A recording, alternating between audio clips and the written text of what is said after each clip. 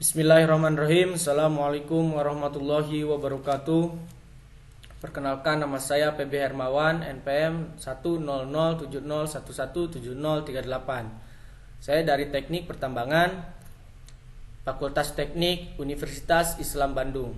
Di sini saya akan mempresentasikan hasil dari penelitian saya yang berjudul Kajian Korosi Struktur Konveyor D pada Tambang Batu Bara PT XYZ di Kabupaten Merangin, Provinsi Jambi. Kemudian didapatkan outline kali ini. Yang pertama pendahuluan, yang kedua tinjauan pustaka, yang ketiga prosedur dan hasil penelitian, yang keempat pembahasan, yang kelima kesimpulan dan saran. Kemudian didapatkan latar belakang. Yang pertama perkembangan dan penggunaan konveyor pada industri pertambangan. Kegiatan pertambangan membutuhkan alat konveyor dalam proses transportasi bahan galian, yang mana alat ini sangat berperan penting untuk produksi pertambangan.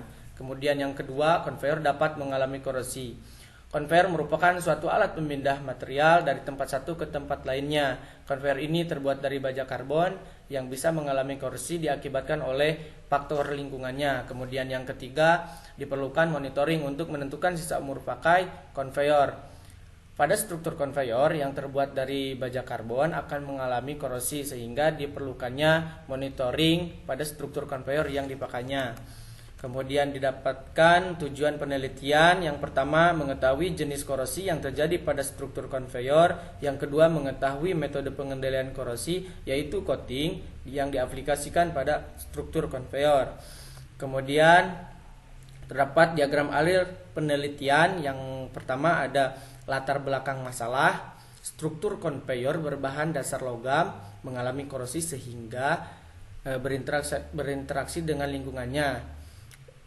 Kemudian tujuan penelitian itu mengetahui jenis korosi, laju korosi, dan sisa umur pakai struktur konveyor. Kemudian lanjut ke pengambilan data. Ada dua pengambilan data primer dan data sekunder. Dari data primer tersebut terdapat tabel nominal, tebal aktual, umur desain, umur pakai. Data sekunder ada spesifikasi material, faktor lingkungan, dan metode pengendalian korosi. Dari data primer tersebut lanjut ke pengolahan data. Dari pengolahan data tersebut lanjut ke analisis. Dari analisis ke analisis komparatif, lanjut ke pembahasan, kesimpulan, dan saran. Kemudian di sini ada peta administrasi lokasi penelitian yang berada di Kabupaten Merangin dengan berbatasan sebelah utara Kabupaten Bungo dan Kabupaten Tebo, sebelah barat berbatasan dengan Kabupaten Kerinci, sebelah selatan berbatasan dengan Kabupaten Rejang Lebong, sebelah timur berbatasan dengan Kabupaten Sarolangun. Kemudian di sini ada komposisi kimia material ASTM A36 dengan ada beberapa unsur. Yang pertama ada unsur Peru maksimal dengan kadar 99,06%.